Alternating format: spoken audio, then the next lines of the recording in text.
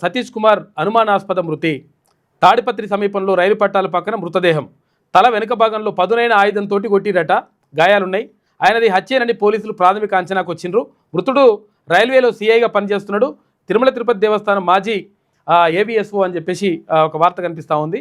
ఈయన అసలు యాక్చువల్గా ఫిర్యాదు చేసిందంట, ఇట్లా మొత్తం ఇట్లా అన్యాయం జరిగిపోయింది. తర్వాత ఇక్కడ ఇంతంతా ఏది పరకామణి కేసుకు సంబంధించి మొత్తం కూడా ఇదంతా ఇట్లా జరిగింది అని చెప్పేసి ఫిర్యాదు చేస్తే ఆ ఫిర్యాదు చేసిన చంపేసింది అతను యాక్చువల్గా. ఏవో ఇట్లున్నది లెక్క. కాబట్టి ఇటువంటివి జరిగినప్పుడు న్యాయస్థానాలు కూడా కఠినంగా వ్యవహరించాలి. దీనికి సంబంధించి ఎవడు ఉంటాడో అసలు యాక్చువల్గా దీనికి ప్రత్యర్థి ఎవడు ఉంటాడో వాడిని తీసుకొచ్చి మొత్తం లోపలేసి వాడిని కూడా ముక్కలు చేయాలి. అరే ఇప్పుడు ఫిర్యాదు చేస్తే ఫిర్యాదుదారుని చంపేస్తారా బాబు? రైల్వే స్టేషన్ దగ్గర మొత్తం రైల్వే పట్టాల పక్క వేసేసిరట.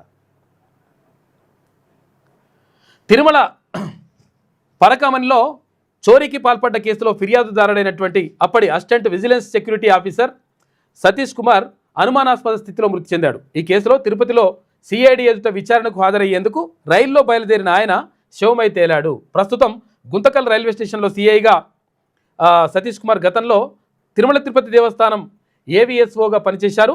పరకామణి కేసులో ఈ నెల 16న సిఐడి ఎదుట విచారణకు హాజరయ్యారు. శుక్రవారం మళ్లీ విచారణకు హాజరయ్యేందుకు గురువారం అర్ధరాత్రి గుంతకల్ నుంచి తిరుపతికి రైల్లో బయలుదేరారు.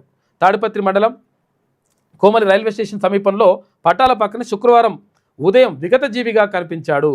ఆయనది హత్యేనని పోలీసులు ప్రాథమిక అంచనాకు వచ్చినట్టు చూసుకోవాలి.